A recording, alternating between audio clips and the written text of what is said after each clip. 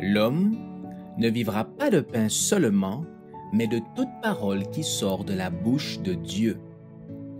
Voici votre moment de méditation quotidienne.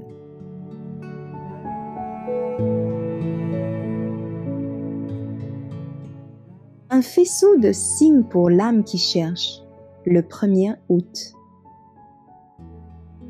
Dieu appuyant leur témoignage par des signes, des prodiges et divers miracles, et par les dons du Saint-Esprit distribués selon sa volonté.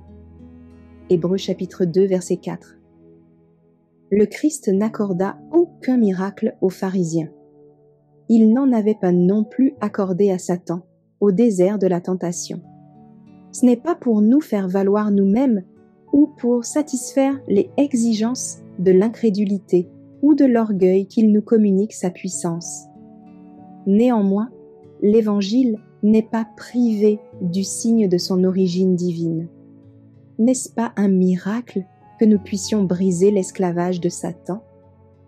L'inimitié contre Satan ne naît pas naturellement dans le cœur humain. C'est la grâce de Dieu qui la produit.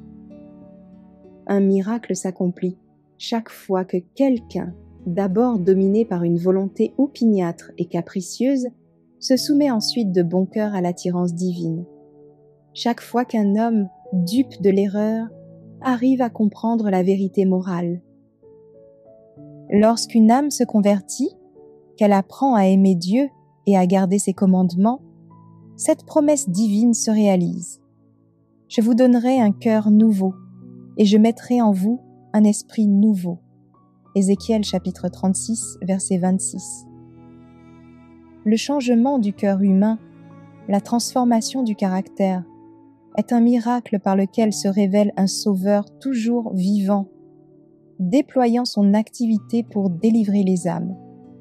Voici le signe qui devrait aujourd'hui et toujours accompagner la prédication de la parole divine.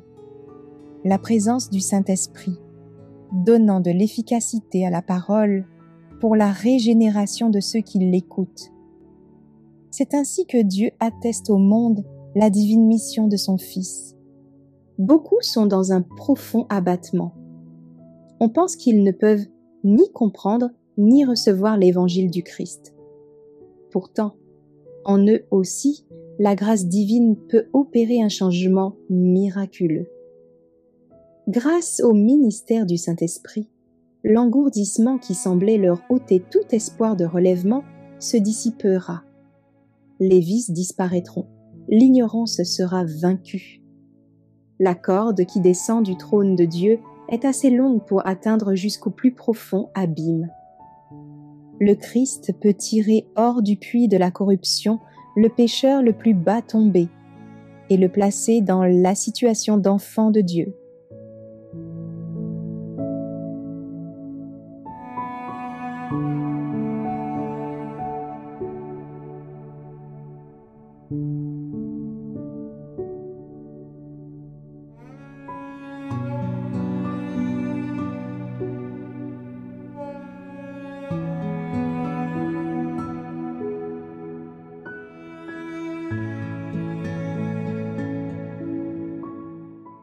Merci d'avoir écouté cette présentation. Assurez-vous de nous rejoindre demain pour votre moment de méditation quotidienne avec lereste.org.